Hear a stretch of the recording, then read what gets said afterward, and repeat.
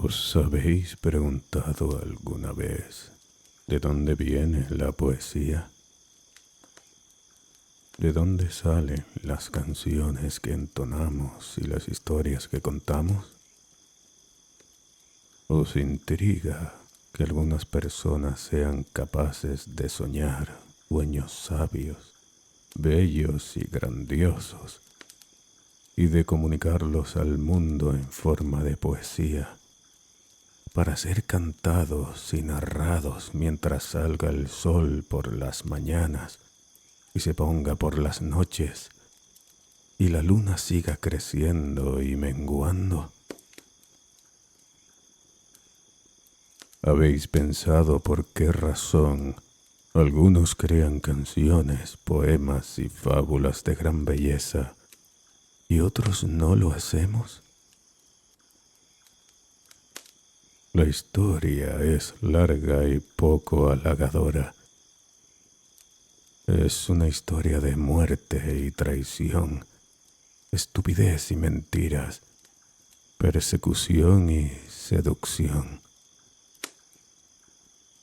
Ahora la oiréis.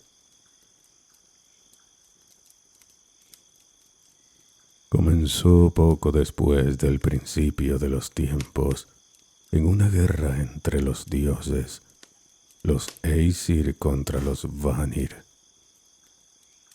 Los Aesir eran dioses guerreros, amos de las batallas y las conquistas, mientras que los Vanir eran dioses y diosas que conferían fertilidad a la tierra y hacían crecer las plantas, aunque no por eso era inferior su poder.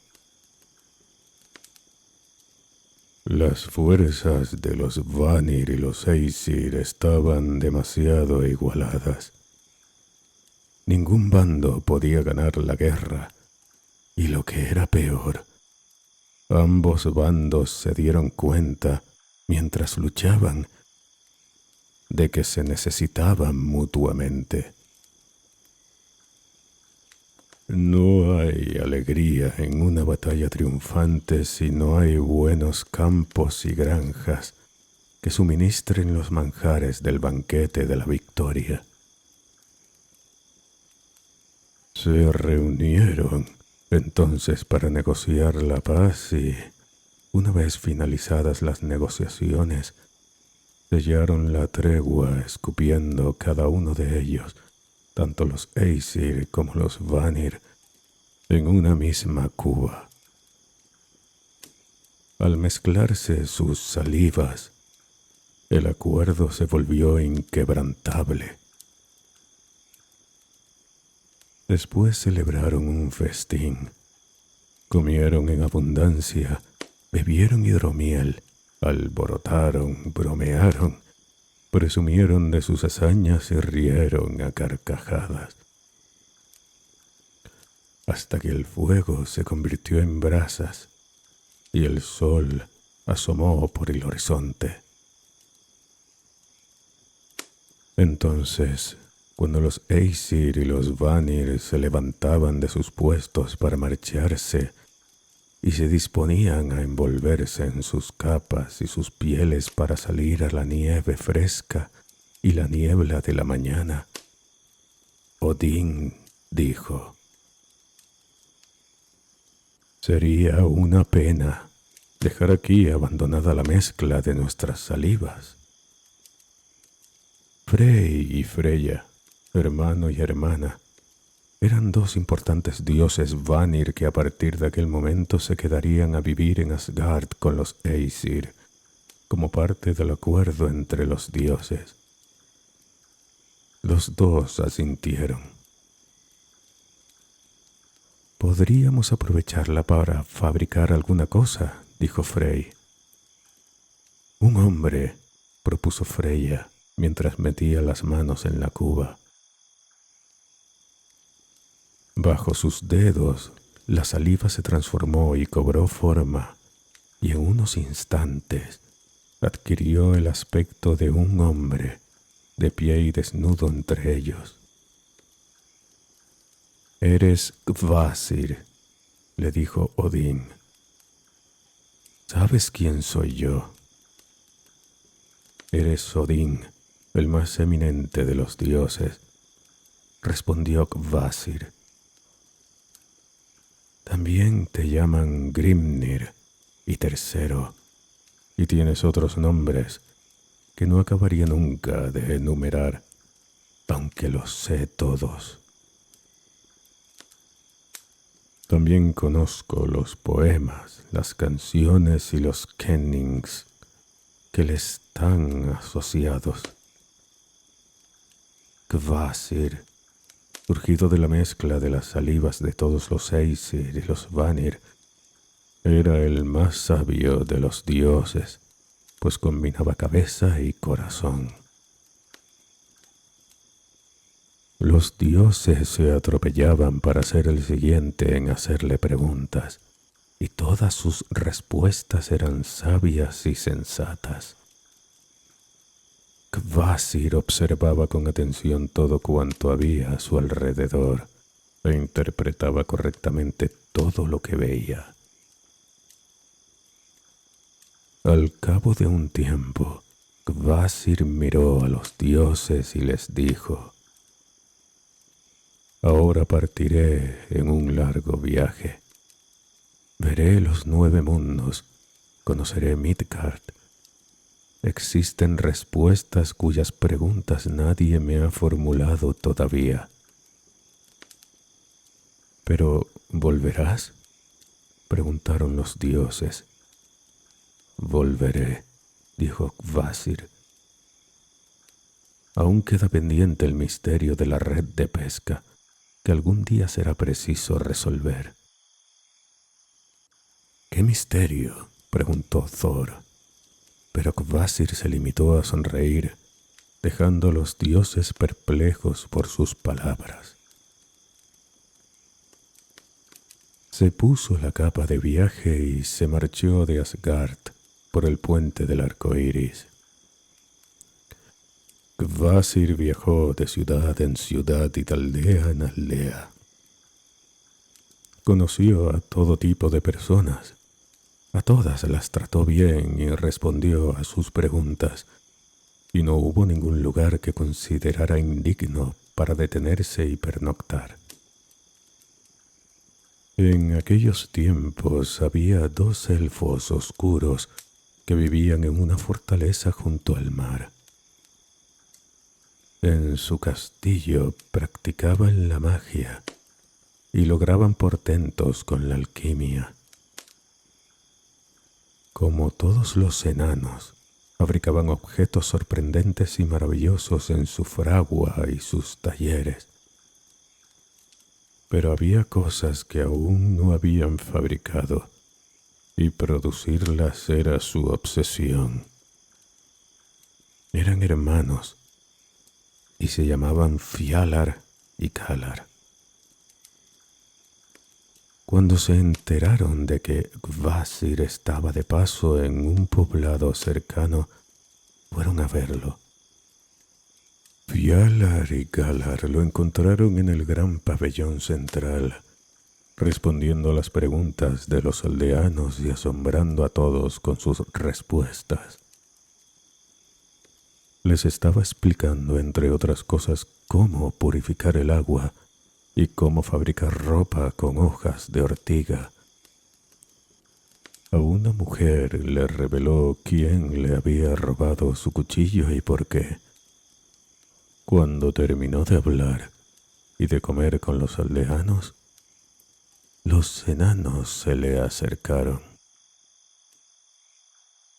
«Tenemos una pregunta que nadie te ha hecho antes», anunciaron, «pero queremos formulártela en privado. ¿Vendrás con nosotros?» «Iré», respondió Kvasir. Partieron en dirección a la fortaleza. Las gaviotas graznaban y los grises nubarrones que se cernían en el cielo tenían el mismo tono gris que las olas. Los enanos condujeron a Kvasir a su taller, detrás de los gruesos muros de la fortaleza. ¿Qué es eso de ahí?, preguntó Kvasir. Son cubas. Se llaman Son y Bodon. Ya veo. ¿Y eso otro? ¿Cómo puedes ser tan sabio si no lo sabes? Es un caldero. Lo llamamos Odrerir, el que proporciona el éxtasis. Y veo que aquí tenéis tarros de miel que habéis recogido. Aún está líquida y sin asentar. Así es, confirmó Fjalar. Galar miró a Kvasir con aire burlón. Si fueras tan sabio como dicen, sabrías cuál es la pregunta que te queremos hacer antes de que te la formulemos. Y también sabrías para qué tenemos aquí estas cosas. Kvasir asintió con resignación. Me parece, dijo, que si los dos fuerais inteligentes y malignos, habríais decidido matar a vuestro visitante y recoger su sangre en las cubas Son y Bodon para calentarla al fuego lento en vuestro caldero Odrerir. Después le añadiríais la miel sin asentar y dejaríais fermentar la mezcla hasta que se convirtiera en hidromiel. El mejor hidromiel imaginable.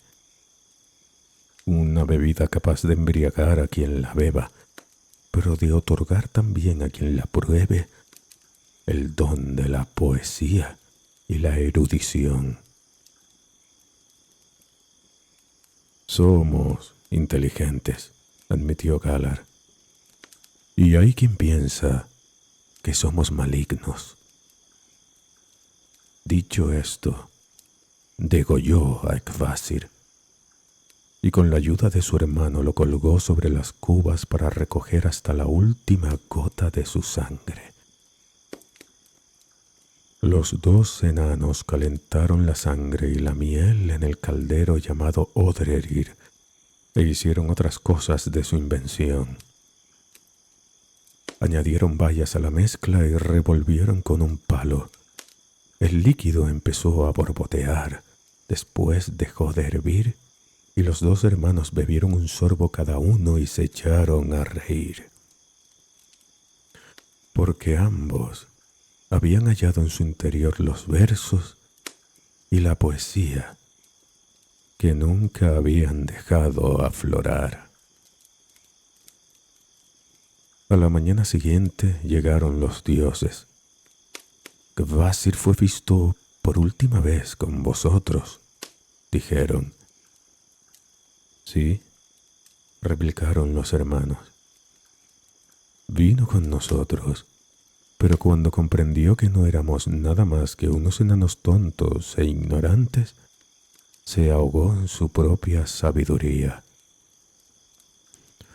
Ojalá hubiésemos tenido tiempo de hacerle alguna pregunta. ¿Decís que ha muerto? Sí, respondieron Fjalar y Galar. Y les entregaron a los dioses el cuerpo desangrado de Kvasir para que se lo llevaran de vuelta a Asgard, donde podrían prepararle un funeral digno de un dios, o tal vez, teniendo en cuenta que los dioses no son como los demás y la muerte no siempre es permanente en ellos, un buen regreso a la vida. Así fue como los enanos se hicieron con el hidromiel de la poesía y la sabiduría, y todo el que quería paladearlo tenía que pedírselo. Pero para eso había que caerle bien a los dos hermanos, y ellos solo se caían bien a sí mismos. Aún así, debían algunos favores. Al gigante Gilling y a su esposa, por ejemplo. Los enanos los invitaron a visitar su fortaleza y un día de invierno se presentaron los dos. «Ven a remar a nuestra barca», le propusieron a Gimli los enanos. El peso del gigante hizo que la barca se hundiera más de lo habitual en el agua, y los enanos la condujeron hacia unas rocas situadas por debajo de la superficie. En otras ocasiones, la barca pasaba tranquilamente por encima del escollo, pero esta vez no. Chocó contra las rocas, volcó y el gigante cayó al mar. «¡Vuelve nadando a la barca!», le gritaron los enanos a Gimli. «No sé nadar», respondió el gigante, y fue lo último que dijo, porque una ola le llenó de agua salada la boca abierta. Su cabeza golpeó contra las rocas y en un momento desapareció bajo la espuma. Fjalar y Galar enderezaron la barca y volvieron al castillo. La mujer de Gimli los estaba esperando. «¿Dónde está mi marido?», preguntó. «¿Tu marido?», repitió Galar. «Oh, sí, está muerto». «Se ha ahogado», añadió Fjalar en tono servicial. Al oírlo, la esposa del gigante se puso a gemir y a sollozar, con gritos que parecían arrancarle trozos del alma. Llamó a su marido muerto y juró que nunca dejaría de amarlo, entre alaridos, hipos y llantos. «Cállate», le ordenó Galar. «Tus lloros y chillidos me lastiman los oídos. Eres demasiado ruidosa, quizá por ser una giganta». Pero la mujer del gigante se puso a llorar todavía más fuerte. «Tranquila», le dijo Fjalar. «¿Te servirá de algo que te enseñe el lugar donde murió tu marido?».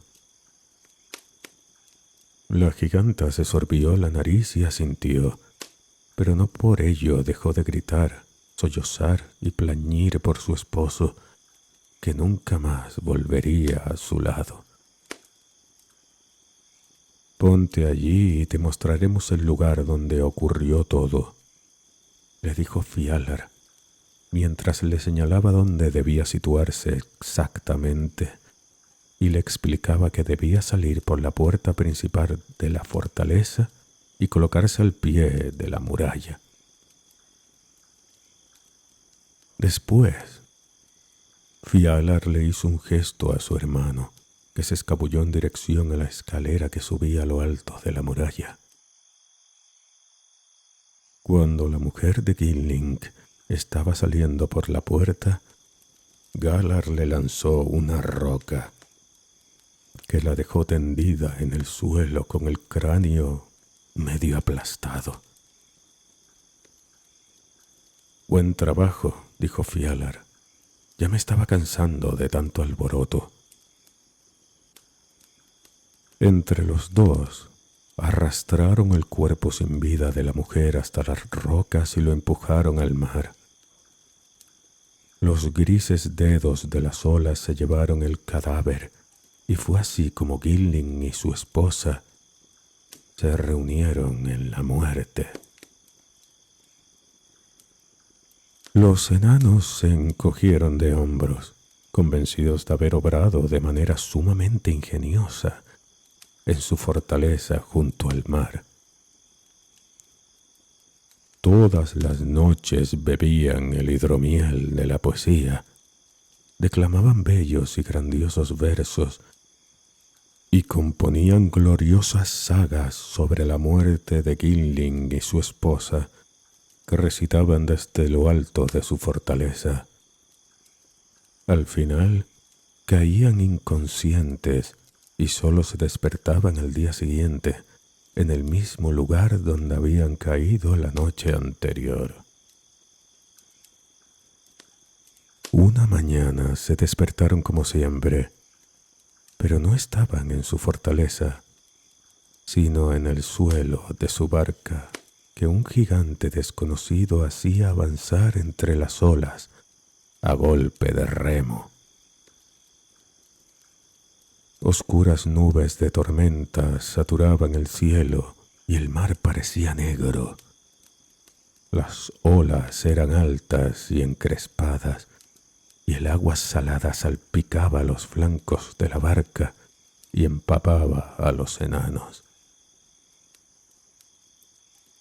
«¿Quién eres?», preguntaron. «Soy Sutung», respondió el gigante. «Os he oído alardear ante el viento, las olas y el mundo de haber matado a mi padre y a mi madre». «Ah», dijo Galar, «eso explica que nos hayas atado». «En efecto», replicó Suktung, «quizá nos llevas a un lugar glorioso», dijo Fialar esperanzado, «donde nos desatarás para que bebamos, comamos hasta hartarnos, riamos y sellemos una gran amistad». «Me temo que no», repuso Sutung. La marea baja dejaba a la vista unos escollos que afloraban sobre la superficie del agua. Eran las mismas rocas que habían hecho volcar la embarcación de los enanos con la marea alta, el día que Kinlin había muerto ahogado. Sutung recogió a los enanos del fondo de la barca y los depositó sobre los escollos. «El mar cubrirá estas rocas cuando suba la marea», dijo Fialar. «Pero nosotros tenemos las manos atadas a la espalda y no podremos nadar. Si nos dejas aquí, nos ahogaremos sin remedio». «Ciertamente, esa es mi intención», replicó Sutung, que entonces sonrió por primera vez. «Y mientras os ahogáis, yo estaré sentado en vuestra barca, contemplando cómo se os lleva el mar. Después volveré a Jotunheim y referiré vuestra muerte a mi hermano Baugi y a mi hija Gunnlod, que se alegrarán de que mis padres hayan sido vengados como merecían». Empezó a subir la marea. Primero, el mar cubrió los pies de los enanos y al cabo de un momento el agua les llegó al ombligo. Pronto sus barbas quedaron flotando en la espuma y entonces hubo pánico en sus ojos. «Ten piedad de nosotros», gritaron. «¿La misma piedad que tuvisteis vosotros con mi padre y mi madre? Te compensaremos por sus muertes, te indemnizaremos, te pagaremos». «No creo que poseáis nada que pueda compensarme por la muerte de mis padres. Soy un gigante acaudalado. Tengo muchos sirvientes en mi casa de las montañas y todas las riquezas que puedas soñar. Oro, piedras preciosas y suficiente hierro para fabricar 1.000.000 de espadas. Magias muy poderosas me obedecen. ¿Qué podríais darme vosotros que no tenga ya?», preguntó Sutung. Los enanos no respondieron. La marea seguía subiendo. «Tenemos hidromiel, el hidromiel de la poesía», escupió Galar cuando el agua ya le rozaba los labios. hecho con la sangre de Kvasir, el más sabio de los dioses, gritó Fjalar. 2 cubas y un caldero llenos hasta arriba de hidromiel. Nadie lo tiene excepto nosotros, nadie en todo el ancho mundo. Suttung se rascó la cabeza. Tengo que pensármelo, he de reflexionar. Es preciso que medite al respecto. No hay tiempo para pensar, si piensas nos ahogaremos, gritó Fjalar por encima del rugido de las olas. La marea no dejaba de subir. Las olas ya se abatían sobre la cabeza de los enanos, que empezaban a tragar agua y tenían los ojos redondos de miedo. Cuando el gigante Suttung tendió los brazos hacia ellos y sacó del agua primero a Fjalar y después a Galar. El hidromiel de la poesía será una compensación adecuada. El precio es justo si añadís alguna cosilla más. Y estoy seguro de que tendréis algo más que añadir. Os perdonaré la vida.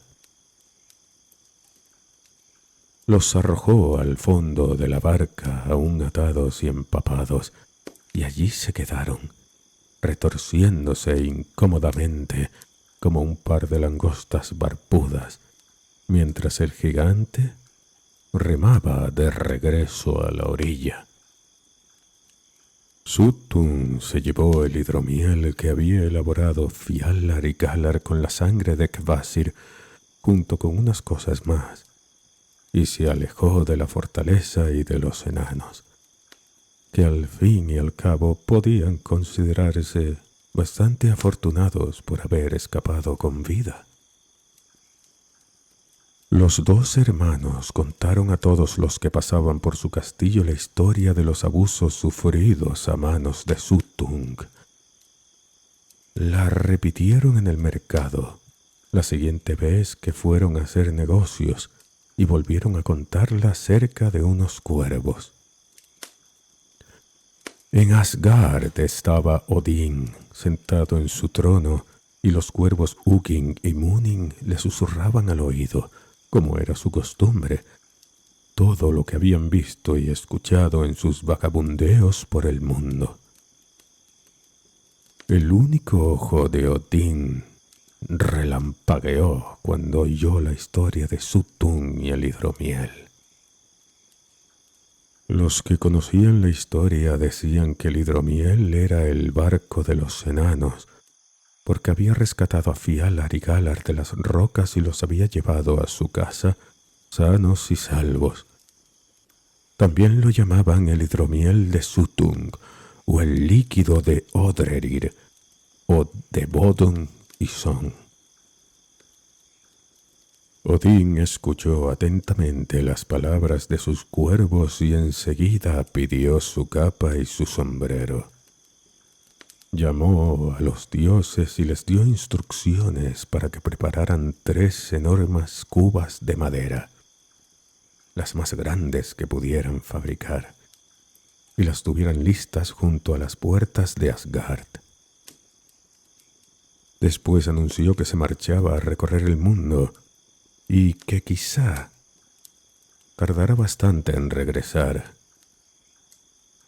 Me llevaré 2 cosas, dijo Odín. Necesito una piedra de afilar, la mejor que exista, y también el taladro llamado Rati.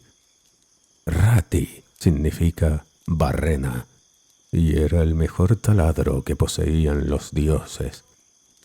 Taladraba orificios muy profundos y podía atravesar la roca más dura. Odín arrojó a lo alto la piedra de afilar, la recogió y la guardó en el zurrón junto con el taladro.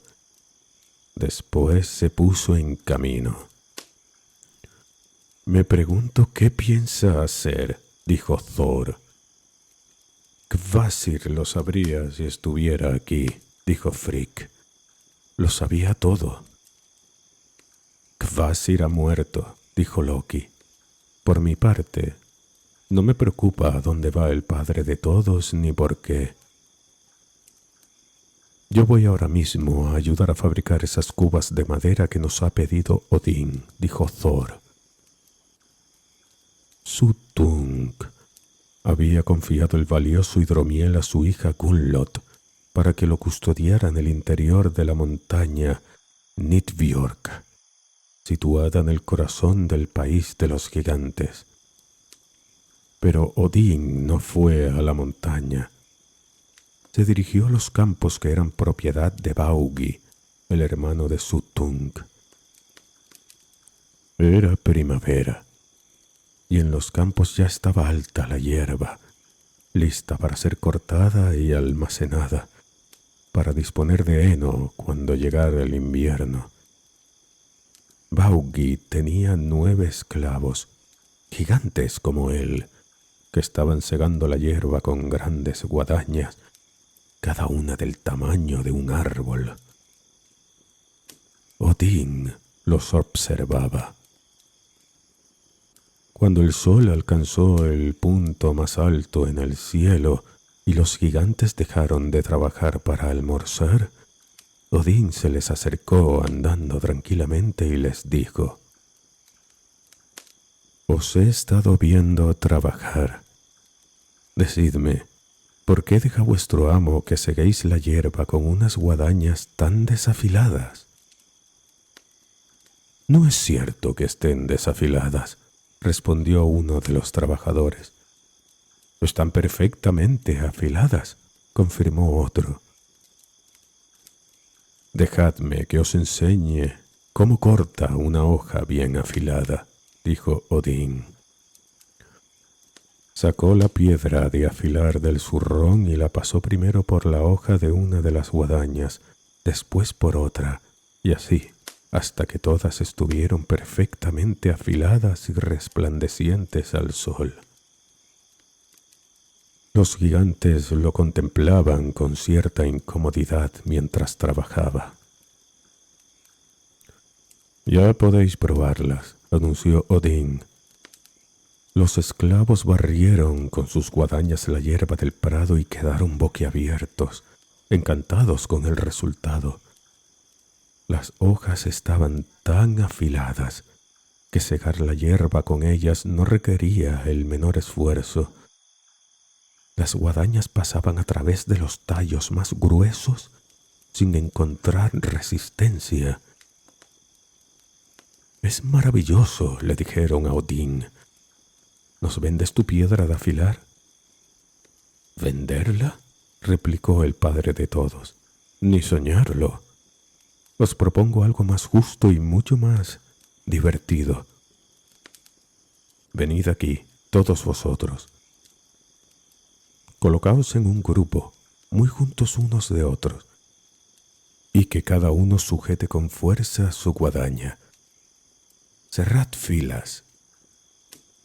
«No podemos juntarnos mucho más», dijo uno de los gigantes esclavos, «porque las hojas de las guadañas están muy afiladas». «Eres muy sabio», dijo Odín, mientras levantaba una mano con la piedra de afilar. «Ahora prestad atención. La piedra será del primero que consiga atraparla». Dicho esto, la arrojó al aire. Los 9 gigantes saltaron para atraparla, tendiendo cada uno de ellos la mano libre, sin prestar atención a la guadaña que tenía en la otra, con la hoja que Odín había afilado hasta la perfección. Saltaron con las manos tendidas y las hojas de las guadañas resplandecieron al sol. Enseguida brotó una fuente escarlata a la luz del mediodía, y los cuerpos de los esclavos se retorcieron y fueron cayendo uno a uno sobre la hierba recién cortada. Odín pasó por encima de los cuerpos de los gigantes, recuperó la piedra de afilar de los dioses y se la guardó otra vez en el zurrón. Cada uno de los 9 esclavos Había muerto con la garganta cercenada por la guadaña del compañero más próximo.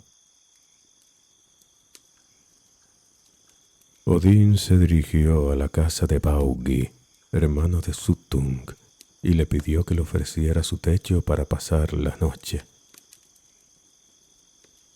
«Me llamo Bolverker», dijo Odín.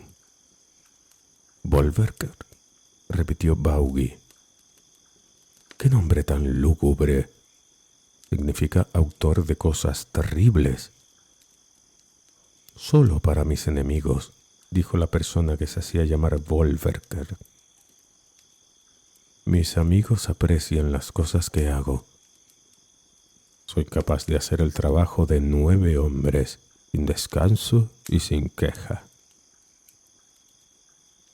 «Puedes pasar la noche en mi casa», replicó Baugi, suspirando, «pero has llamado a mi puerta en un día funesto. Hasta ayer yo era un hombre rico, con muchos campos y 9 esclavos que sembraban, cosechaban, labraban y construían. Aún conservo mis campos y mis animales, pero todos mis sirvientes han muerto. Se mataron entre sí. No sé por qué». «Dices bien, es un día nefasto», replicó Bolverker, que en realidad era Odín. «¿Puedes conseguir otros sirvientes?» «Este año no», suspiró Baugi. «Ya es primavera y los mejores hombres están trabajando para mi hermano Suttung. Muy poca gente viene por aquí. De hecho, tú eres el primer viajero que me pide alojamiento y hospitalidad en muchos años. Y tienes suerte de que haya venido, porque puedo hacer el trabajo de 9 hombres». «Tú no eres un gigante», replicó Baugi. «Eres pequeño como un camarón. Ni siquiera creo que pudieras hacer el trabajo de uno solo de mis sirvientes. ¿Cómo ibas a hacer el de 9? «Si no soy capaz de hacer el trabajo de tus 9 esclavos», respondió Bolverker, «no te pediré nada.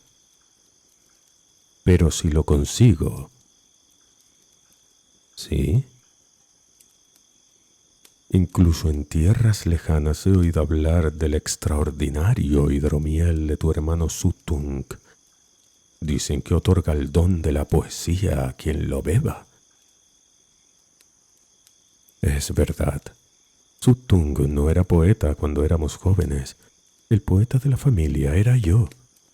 Pero desde que volvió con el hidromiel de los enanos se ha vuelto poeta y soñador. Si trabajo para ti, si labro la tierra, construyo y cosecho a tu servicio y hago toda la labor que antes hacían tus sirvientes, te pediré que me des a probar el hidromiel de tu hermano Suttung». «Pero», dijo Baugi frunciendo el ceño, «yo no puedo dártelo. Es de Suttung». «Qué pena», replicó Bolverker.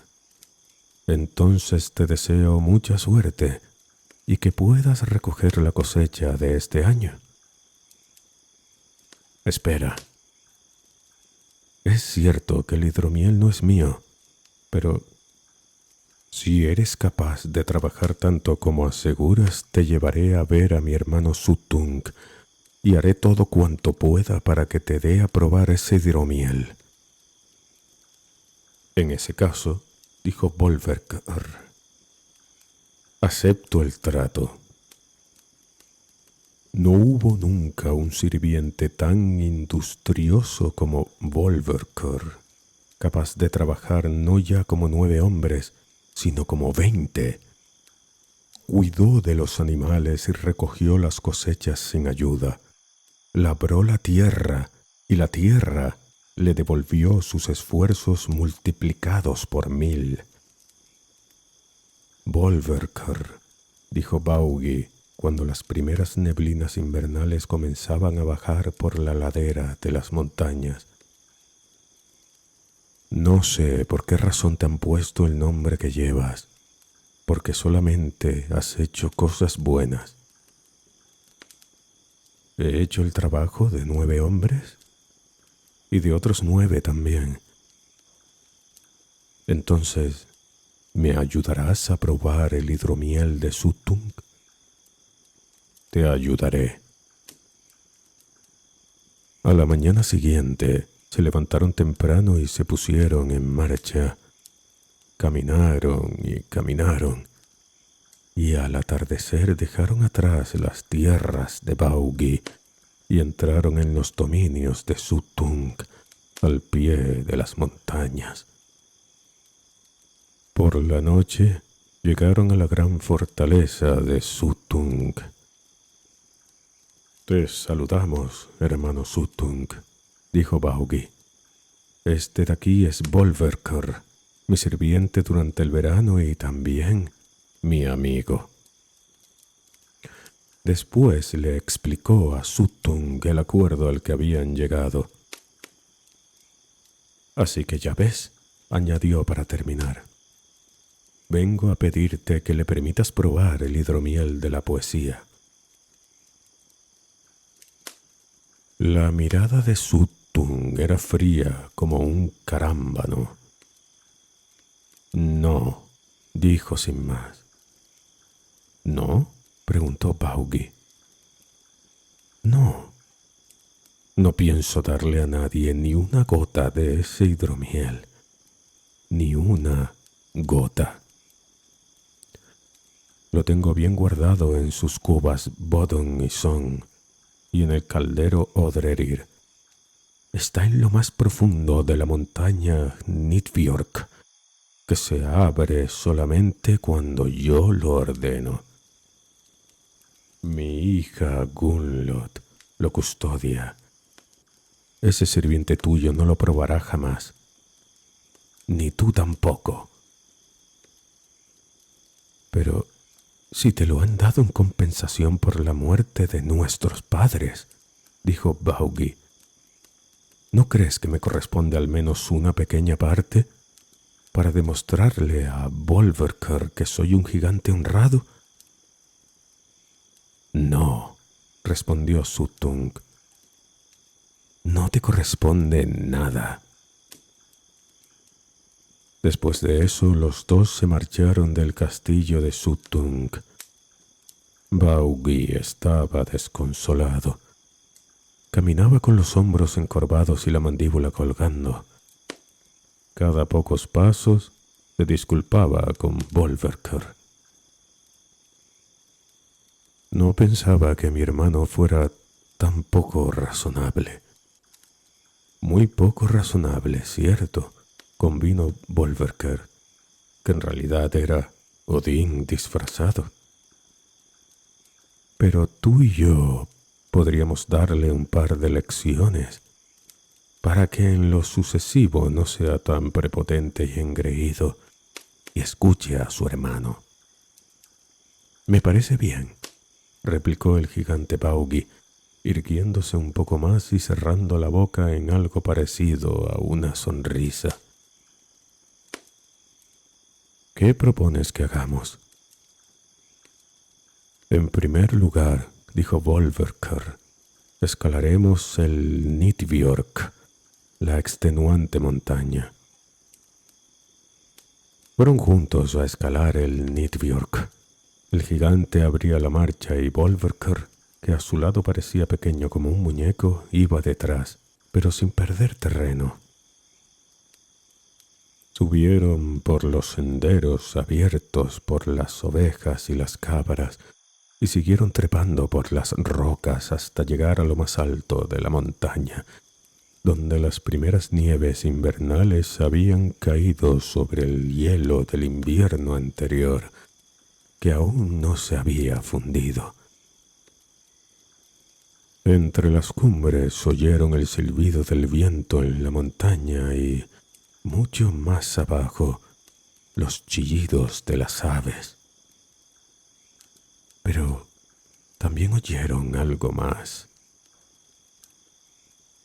Era un ruido semejante a una voz humana que parecía provenir de las rocas, pero se oía siempre lejano, como si surgiera del interior de la montaña. —¿Qué ruido es ese? —preguntó Bolverker.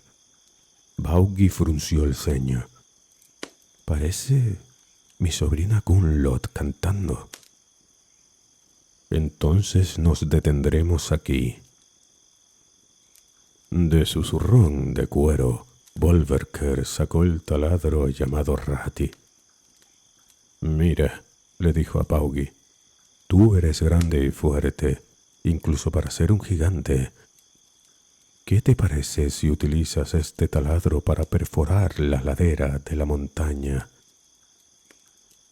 Baugi cogió el taladro, lo apoyó contra el costado de la montaña y empezó a hacerlo girar.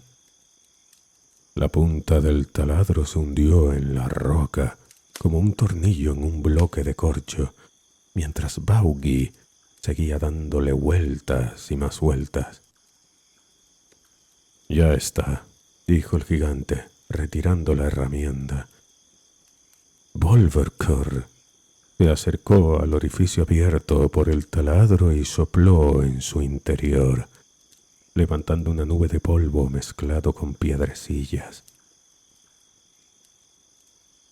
—Acabo de averiguar 2 cosas —dijo Bolverker. —¿Qué 2 cosas son esas? —preguntó Baugi. —Que todavía no hemos atravesado la ladera de la montaña —respondió Bolverker—. Tienes que seguir perforando. —Eso es solamente una cosa —repuso Baugi—, pero Bolverker no dijo nada más. Allí en la montaña, donde el viento helado era una garra que los oprimía. Baugi volvió a meter el taladro Rati en el agujero y lo hizo girar una vez más. Estaba oscureciendo cuando Baugi volvió a sacar el taladro del orificio. —Ahora sí que ha penetrado en el interior de la montaña —anunció. Bolverker no dijo nada. Se limitó a soplar suavemente dentro del orificio y esta vez vio que las piedrecillas y el polvo caían hacia adentro. Mientras soplaba, notó que algo venía hacia él por detrás. Al instante se transformó en serpiente y vio que el aguzado taladro se clavaba en el lugar donde antes había estado su cabeza. —Lo segundo que averigüé cuando me mentiste —le dijo la sibilante serpiente a Baugi, que estaba inmóvil y atónito, blandiendo el taladro como un arma— fue que me traicionarías. Y con un rápido latigazo de la cola, la serpiente desapareció por el agujero abierto en la ladera de la montaña. Baugi volvió a golpear con el taladro, pero la serpiente ya se había esfumado. Arrojó lejos la herramienta y oyó que caía y chocaba estrepitosamente contra las rocas. Consideró la posibilidad de volver a la casa de Suttung y, una vez allí, contarle a su hermano que había ayudado a un poderoso mago a escalar Nidbjörg y a colarse en el interior de la montaña. Pero no le costó mucho imaginar la reacción de Suttung ante una noticia semejante.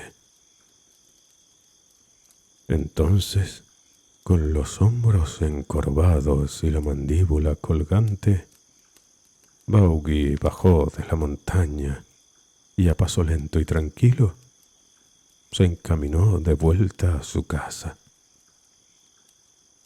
Lo que fuera a sucederle en el futuro a su hermano o a su valioso hidromiel no era asunto suyo. Bolverker se deslizó en forma de serpiente por el agujero de la montaña y lo recorrió de un extremo a otro, hasta llegar a una vasta caverna.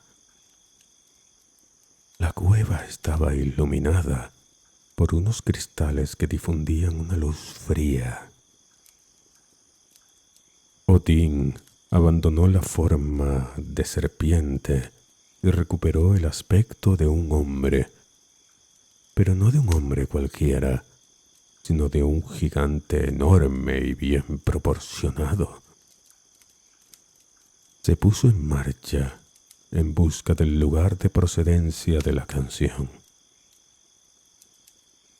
Gunnlod, hija de Suttung, estaba postada delante de una puerta cerrada que protegía las cubas Son y Bodon y el caldero Odrerir. Empuñaba una espada de hoja afilada y cantaba para su propio deleite. «Bien hallada, valiente doncella», exclamó Odín. Gunnlod lo miró fijamente. «No sé quién eres», dijo. «Dime tu nombre, forastero, y explícame por qué he de perdonarte la vida». «Soy Gunnlod, la guardiana de este lugar». «Mi nombre es Bolverker», respondió Odín, «y sé que merezco la muerte por haberme atrevido a venir hasta aquí. Pero aquieta la mano y deja que te mire». Gunnlod replicó: «Mi padre, Suttung, me ha puesto aquí de guardia para que vigile el hidromiel de la poesía». Bolverker se encogió de hombros. «¿Qué puede importarme a mí el hidromiel de la poesía? Estoy aquí únicamente porque oí hablar de la belleza, el coraje y la virtud de Gunnlod, hija de Suttung, y me dije, si deja que la mires, habrá valido la pena, siempre y cuando sea tan hermosa como afirman». Eso fue lo que pensé. Gunnlod contempló al apuesto gigante que tenía delante. «¿Y qué crees, Bolverker, ahora que estás a punto de morir? ¿Ha merecido la pena?» «Más de lo que esperaba», respondió él, «porque eres más hermosa de lo que pueda expresarse con palabras y de lo que pueda cantar un bardo en sus canciones. Eres más bella que la cumbre de una montaña, más fascinante que un glaciar, más hermosa que un campo de nieve fresca a la luz del alba». Gunnlod bajó la vista con las mejillas encendidas de rubor. «¿Puedo sentarme a tu lado?», preguntó Bolverker. Gunnlod asintió sin decir palabra. Allí, en las entrañas de la montaña, disponía de comida y bebida, así que comieron y bebieron. Cuando hubieron saciado su apetito, se besaron dulcemente en la oscuridad. Y después de hacer el amor, Bolverker le dijo afligido, «Ojalá pudiera probar un sorbo del hidromiel contenido en la cuba llamada Son, porque entonces compondría una canción sobre tus ojos que todos los hombres entonarían cuando quisieran cantar a la belleza». «¿Un sorbo y nada más?», preguntó ella. «Un sorbo tan pequeño que nadie lo notaría», respondió él. «Pero no tengo prisa. Tú eres más importante para mí. Déjame que te demuestre cuánto me importas». Y la atrajo hacia sí. Hicieron el amor en la oscuridad. Cuando ya habían terminado y yacían abrazados, piel contra piel, susurrándose palabras de afecto, Bolverker volvió a suspirar tristemente. —¿Qué te ocurre? —preguntó Gunnlod.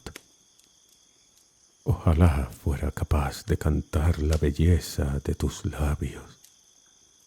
Me encantaría tener talento para expresar que son más suaves que los labios de cualquier otra mujer y mucho mejores. Sería una canción maravillosa. Es una pena, sí, convino Gunnlod, porque mis labios son muy atractivos. A menudo pienso que son lo mejor de mí. Quizás sí, pero todos tus rasgos son tan perfectos que sería difícil elegir uno solo. Aún así, si pudiera beber un pequeñísimo sorbo de la cuba llamada Bodom, la poesía impregnaría mi alma y entonces sería capaz de componer un poema sobre tus labios que duraría hasta el día en que desaparezca el sol, devorado por un lobo. Tendría que ser un sorbito muy pequeño, replicó ella, porque mi padre se irritaría bastante si creyera que estoy dando a probar su hidromiel a cualquier desconocido de hermosas facciones que penetre en las profundidades de la montaña. Comenzaron entonces a recorrer las cavernas cogidos de la mano, intercambiando de vez en cuando dulces besos. Gunnlod le enseñó a Bolverker las puertas y las ventanas que ella misma podía abrir desde el interior de la montaña para que Suttung le enviara comida y agua, pero él no pareció prestarle atención.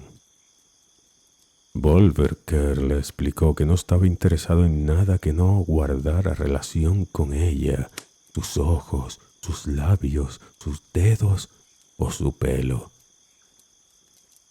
Gunnlod se echó a reír y le dijo que dudaba mucho de que sus bonitas palabras, porque era evidente que ni siquiera tenía interés en volver a hacer el amor con ella.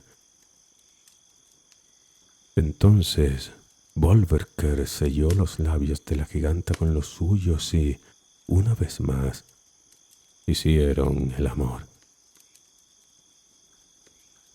Cuando ambos estuvieron completamente satisfechos, Bolverker se echó a llorar en la oscuridad. —¿Qué ocurre, amor mío? —preguntó Gunnlod. —Mátame —sollozó Bolverker—, mátame ahora mismo, porque jamás podré componer un poema sobre la perfección de tu pelo, ni de tu piel, ni sobre el sonido de tu voz o el tacto de tus dedos. La belleza de Gunnlod es imposible de describir. Bueno, dijo ella, supongo que no debe de ser fácil hacer un poema como el que dices, pero tampoco creo que sea imposible. Tal vez. ¿Qué ibas a decir? Continúa. Tal vez si bebiera un sorbo minúsculo del caldero Otherir, adquiriría el talento lírico necesario para describir tu belleza a las generaciones venideras, sugirió él, dejando de llorar. Sí, quizás sí, pero tendría que ser un sorbo muy minúsculo, casi inexistente. Enséñame el caldero y yo te enseñaré lo minúsculo que pueden ser mis sorbos. Gunnlod abrió la puerta y, al cabo de un momento, Bolverker y ella estuvieron delante del caldero y las dos cubas. El aroma del hidromiel de la poesía que saturaba el aire resultaba embriagador. Un sorbito y nada más, dijo la giganta. lo justo para componer 3 poemas sobre mí que resuenen a través de los siglos. Por supuesto, amor mío. Volverker sonrió en la oscuridad. Si ella lo hubiera visto en ese momento, habría comprendido que algo iba mal. Con el primer sorbo, Volverker se bebió hasta la última gota del caldero Odrerir. Con el segundo, vació la cuba llamada Bodon, y con el tercero, agotó la cuba llamada Son. Gunnlod no era tonta. Se dio cuenta de que la habían engañado y atacó al traidor.